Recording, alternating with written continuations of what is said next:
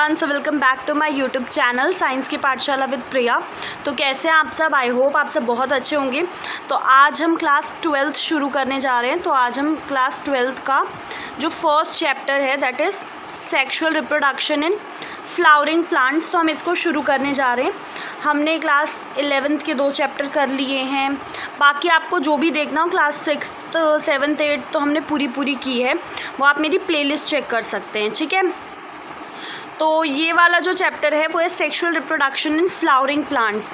इसमें बेसिकली हम किस चीज़ के बारे में पढ़ेंगे, ये आपके सब टॉपिक्स इधर दिए हुए हैं कि सबसे पहले फ्लावर, फिर उनमें pre fertilization, double fertilization, post, और उसके बाद एपोमिक्सिस क्या होता है, पॉलीएम्ब्रियोनी क्या होता है, वो सब देखेंगे। अब इसमें ये जो चीज़ें हैं, are we not lucky that plants reproduce sexually, क्या हम लकी नहीं हैं कि जो प्लांट्स हैं वो सेक्सुअली रिप्रोड्यूस करते हैं।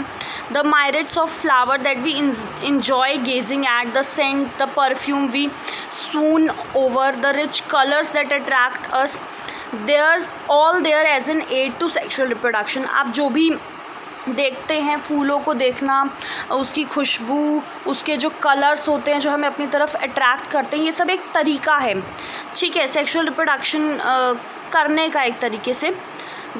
उसके बाद जो फ्लावर हैं do not exist only for us to be use for our own selfishness. आजकल क्या होता है, जैसे फ्लावर को हम लोग हर जगह यूज़ करते हैं, चाहे किसी की शादी है तो उसमें फ्लावर का यूज़ होगा, भगवान को चढ़ाना है तो हम फ्लावर का यूज़ करते हैं।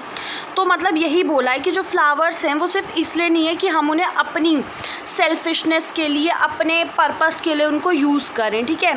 फ्लावरिंग प्लांट्स जो होते हैं वो दिखाते हैं हमें सेक्सुअल रिप्रोडक्शन को।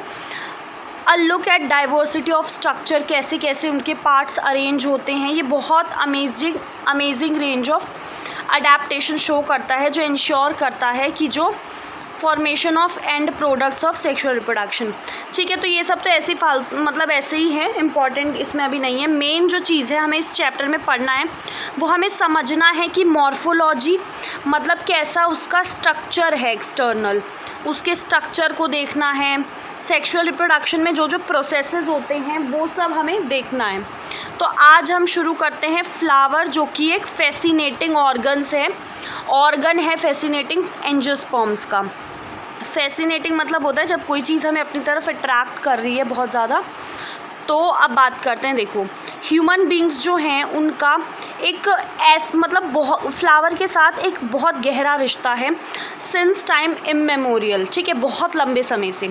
फ्लावर्स जो होते हैं वो साज सजावट में काम आते हैं, मतलब हम जो आजकल एस्थेटिक हैं, ऑर्नामेंटल हैं, सोशल, रिलीजियस, इनकी हर फील्ड में वैल्यू है, ठीक है।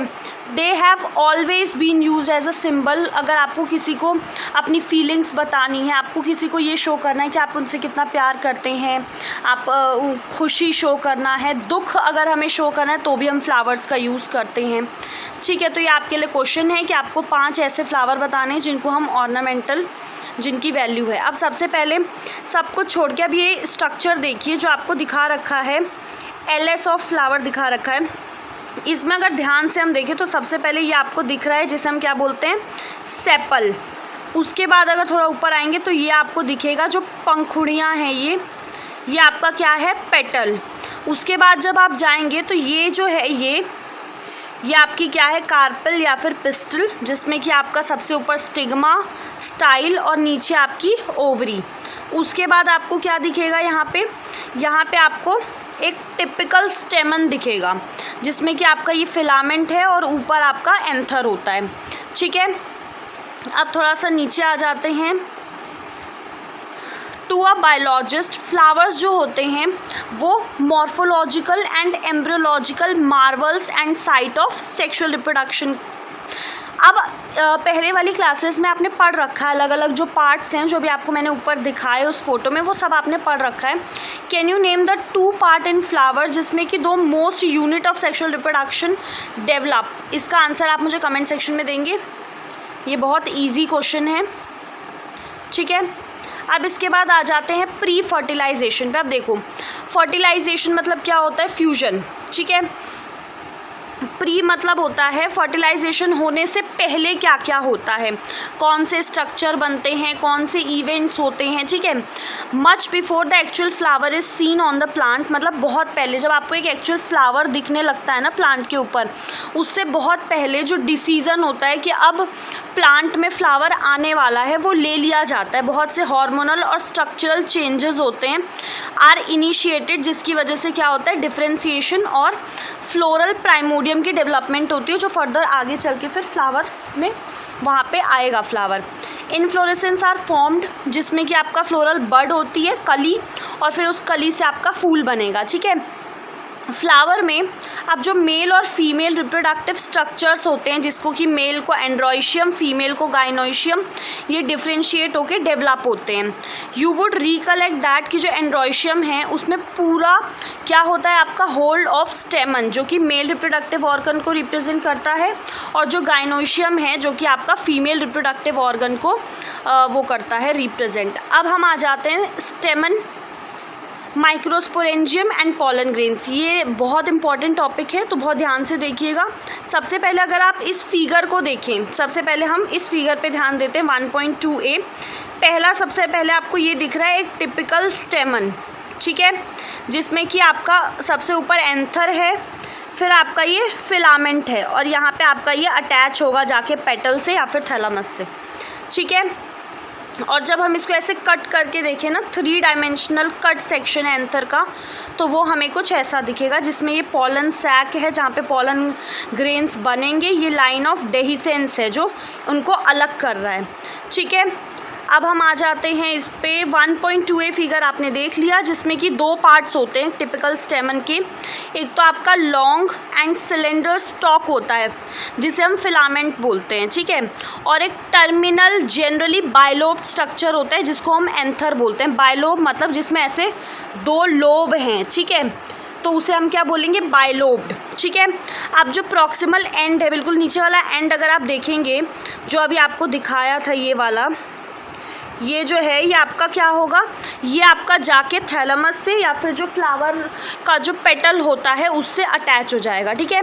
अब कितने नंबर में कितने लेंथ के स्टेमन होते हैं ये अलग अलग होता है, स्पीशीज़ के अकॉर्डिंग बदलता है, ठीक है। अगर आपको कलेक्ट करना है स्टेमन ईच फ्रॉम 10 फ्लावर्स और उनको अरेंज करना है स्लाइड पे, फिर आपको देखना है, फिर आपको दिखेंगे अरे कितने अलग अलग तरीके के दिखते हैं। Careful observation of each स्टेमन under a dissecting microscope, और आपको फिर डायग्राम बनाना है उसका, ठीक है। अब इसमें आ जाते हैं, एक टिपिकल जो एंजियोस्पर्म होगा उसका एंथर कैसा होता है, बाइलोब्ड होता है। बाइलोब मतलब होता है जिसमें 2 लोब होते हैं, ठीक है। जैसे अगर आप इसको भी देखेंगे तो इसमें आपको ऐसे करके, ये आपको ऐसे करके स्ट्रक्चर दिख रहे हैं, तो एक लोब और ये आपका दूसरा लोब, ठीक है। तो ये क्या हुआ बाइलोब, आप समझ सकते हैं कि 2 कंपार्टमेंट जैसे हैं, तो वो बाइलोब स्ट्रक्चर है। और विद ईच लोब मतलब हर एक लोब में 2 थीका होंगे, ठीक है। ऐसे करके आपका ये स्ट्रक्चर है जिसमें कि कितना है 2 लोब हैं और हर लोब में एक थीका है। ये एक थीका हो गया, हर लोब में 2 थीका होते हैं, जैसे ये एक हो गया, ये एक हो गया, ठीक है। अब आप आई होप समझ पा रहे होंगे कि हमने कैसे बोला है। मैं आपको एक बार और समझाती हूँ, थोड़ा इधर ध्यान से देखिए। देखिए कलर चेंज कर लेते हैं, ठीक है। अब आप ध्यान से देखिए, जैसे मैंने बोला कि जो एंथर है वो आपका बाइलोब है। बाइलोब मतलब जिसमें कि 2 लोब हैं, एक ये लोब और एक ये लोब, ठीक है, 2 लोब हो गए। उसके बाद दूसरी लाइन में मैंने बोला कि ईच लोब हैविंग 2 थीका। अब एक थीका ये, दूसरा ये, एक ये, दूसरा ये, तो ये एक लोब था, इसमें 2 थीका हैं, ये दूसरा है, इसमें 2 थीका हैं। तो मैंने क्या बोला, मैंने बोला कि हाँ, मैंने बोला कि जो एंजियोस्पर्म एंथर होता है वो बाइलोब्ड होता है, जिसमें कि आपका हर लोब में 2 थीका होता है, इसलिए इसको डाइथीकस बोलते हैं। डाई मतलब क्या होता है 2, तो 2 थीका, और लगभग ज़्यादातर एक ना longitudinal groove run lengthwise separating the theca. इन थीकाओं को अलग करने के लिए ना एक ऐसे करके दरार जैसे, मतलब एक हल्की सी ऐसे करके दोनों तरफ से जारी होती है जो इन थीकाओं को अलग करती है, ठीक है। लेट अस अंडरस्टैंड, अब अलग अलग तरीके के टिश्यू वगैरह को हम समझने का कोशिश करते हैं। लेट अस अब इसमें देखो जो बायलोब नेचर है एंथर का वो is very distinct in transverse section. Anther जो होता है वो बेसिकली 4 साइडेड होता है, टेट्रागोनल स्ट्रक्चर होता है जिसमें कि 4 माइक्रोस्पोरेंजिया होते हैं जो आपके कॉर्नर्स में होते हैं, 2 इन ईच कॉर्नर लोब। अब उसके बाद फिर ये जो माइक्रोस्पोरेंजिया होते हैं ये आगे डेवलप होके पॉलन सैक बनाएंगे और पॉलन सैक के अंदर आपके पॉलन ग्रेन्स बनेंगे। ठीक है, अब हम आ जाते हैं माइक्रोस्पोरेंजियम के बारे में जानते हैं। ठीक है, अगर आप इनका ट्रांसवर्स सेक्शन देखेंगे, जैसे अगर मैं आपको यहाँ पे नीचे, ठीक है, तो नेक्स्ट पेज पे जब हमने किया तो आपको ये स्ट्रक्चर दिख रहा होगा, इसमें सारी लेयर्स के बारे में बताया, तो मैं आपको यहीं पे बता देती हूँ। सबसे ऊपर जो होगी वो कौन सी होगी, एपिडर्मिस। ठीक है, उसके थोड़ा सा नीचे जाएंगे तो आपको एंडोथीशियम मिलेगी। फिर ये आपके स्पोरोजेनस टिश्यू हैं और सबसे अंदर आपको टेप्टम मिलती है।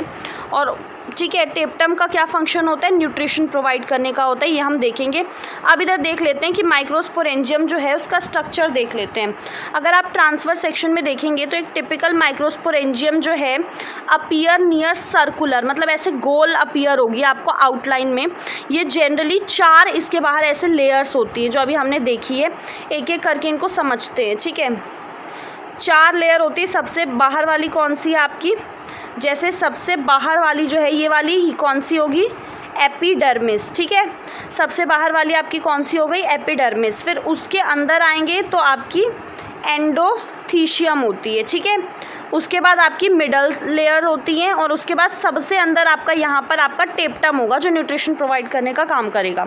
ठीक है, उसके बाद देखिए द आउटर 3 लेयर्स, बाहर की जो 3 लेयर्स होती हैं वो तो आपको प्रोटेक्शन का फंक्शन करती हैं और मदद करती हैं एंथर का डेहिसेंस में मदद करती है, मतलब जब मैच्योर हो जाएंगे उसमें पॉलन ग्रेन तो फट के उनको निकलने में मदद करेगी। ठीक है, और जो सबसे अंदर वाली लेयर होती है वो टेप्टम है, जिसका हमने देख लिया है कि वो क्या करता है, डेवलपिंग पॉलन ग्रेन्स को नरिशमेंट प्रोवाइड करता है। और टेप्टम के जो सेल्स होते हैं उनमें बहुत ज़्यादा डेंस साइटोप्लाज्म होता है, जनरली मोर देन 1 न्यूक्लियस होते हैं। ठीक है, अब इसके बाद अगर एंथर यंग है तो उसमें ना यंग एंथर में क्या होता है, कॉम्पैक्टली अरेंज होमोजेनस सेल्स होते हैं जिनको स्पोरोजेनस टिश्यू बोलते हैं, इनके सेंटर में।